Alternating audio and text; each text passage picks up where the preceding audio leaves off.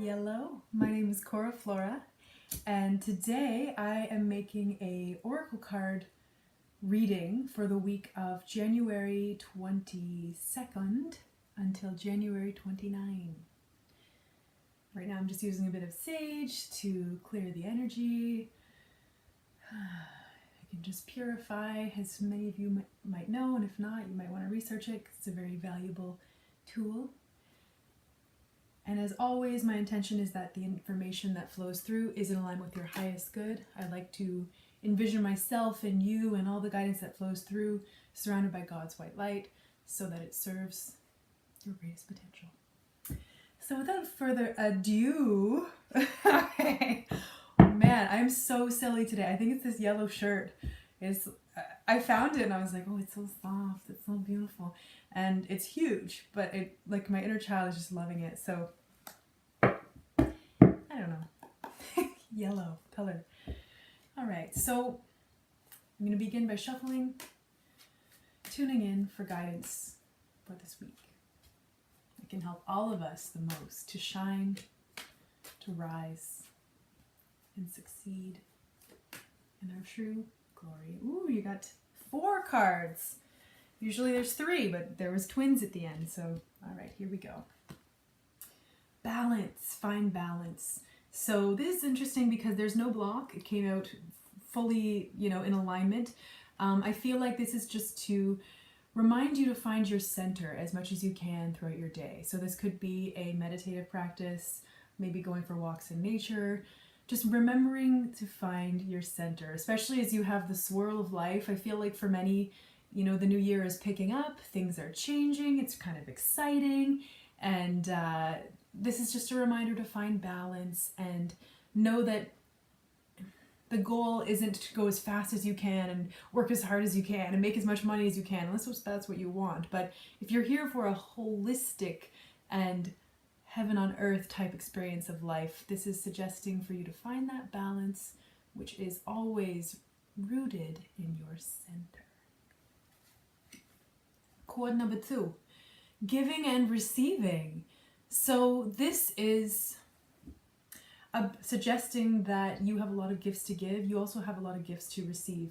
And one of the transmissions that I feel about this card that came through a reading with someone else a week or 2 ago, it was talking about how these lights are like our soul. Like, we all have these soul gifts and this love.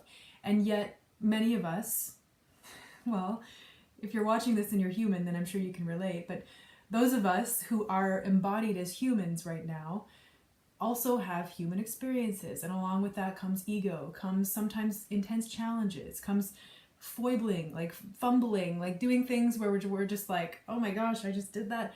And a lot of it is what we came here for. But this card is not only to facilitate a higher understanding so that there can be forgiveness of ourselves, but also for each other, so that we can give and receive the gifts of love, the gifts of growth, the gifts of evolution that our souls came here for. And know that there is no shame in giving, there is no shame in receiving. They are both equally sacred, equally important, and equally valuable. It's interesting because I actually, for some reason, am feeling guided to tell you about my financial record keeping. Instead of saying income and expenses, because to me income feels like, ooh, income, but then expenses feels like, oh, it's an expense. Blah. Like, it feels like this bad thing. So I actually say income and outcome. So they both have the word come in it. That's what she said, just saying. But they also, both words are good. So they're kind of like, I received an income and it created an outcome. And there's no judgment about one being better or worse. Or, I feel like the whole consciousness of wanting to hoard and be like, oh, I gotta get all the money and I can't, like, that's a very limited scarcity consciousness. But if we are all God, if this is heaven on earth, if love is truly who we are and what all this is, then I really am standing for a higher experience of money, and one where it's love, and whether it comes in or whether it comes out, it's a blessing to all. So here's the little twinsies. So this is a kind of a double message that goes together. So lead, Meng, This is you. Whether you're male or female, this is you. It's interesting because this card has like a hint of like duplicity. So I feel like this is kind of like representing your human self, or perhaps your past self, or one could say like your ego, lower self. You know what I mean? Like the kind of the smaller you. When you don't think much of yourself, who is that? And I feel like this is guiding you to embody your true self, to step into your leadership, to know that you are a king or queen of creation. You are divine.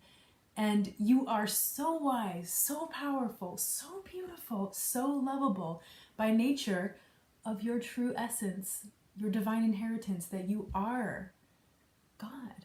So I feel like this card is coming to you to encourage you to lead, to share the new wisdom. Like this scroll is whatever it is, that gift that you feel like you really want to offer to creation and to the world, even if it feels vulnerable, even if you're scared. This is extra encouragement to share it and just know that it will be worth it.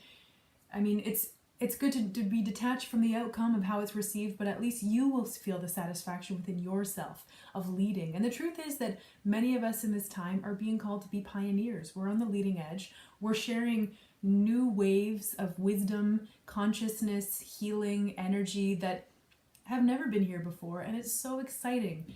Yet it can be scary. So I feel like this is just to honor and encourage you in leading and sharing your gifts with the world. So now let's see what the message that goes with this is. Confront. Okay. So this is interesting because I feel like, actually they should probably go, doesn't matter. I feel like this guy and this guy are related.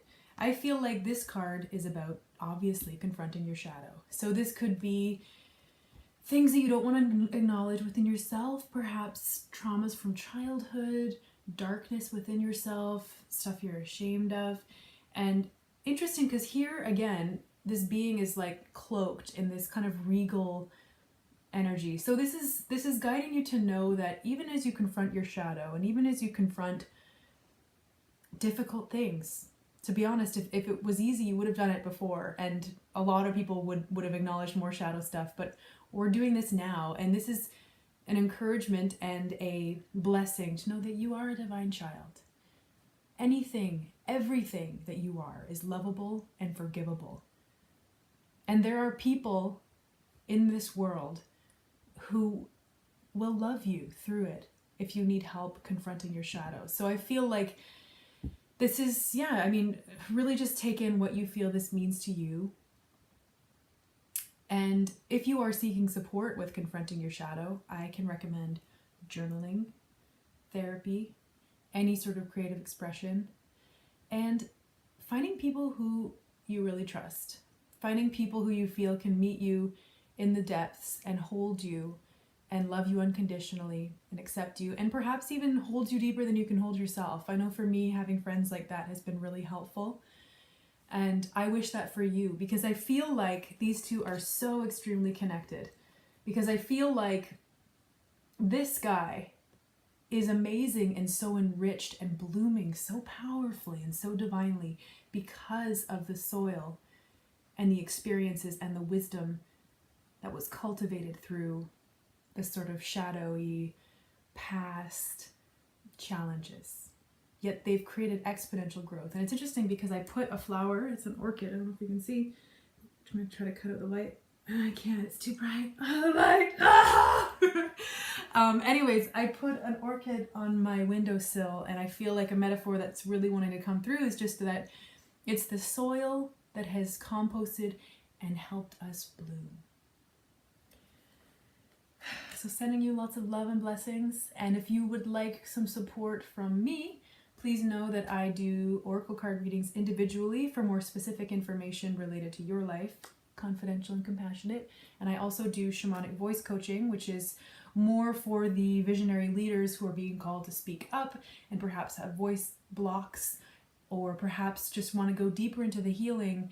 And an hour and a half session with shamanic voice coaching is what I do, because it allows us to go deeper and do the most empowering, most benevolent, highest good transformation that we can possibly do. So these are the structures of how you can connect with me if you'd like to connect. And either way, you're great, you're amazing, you got this, and I wish you an amazing week.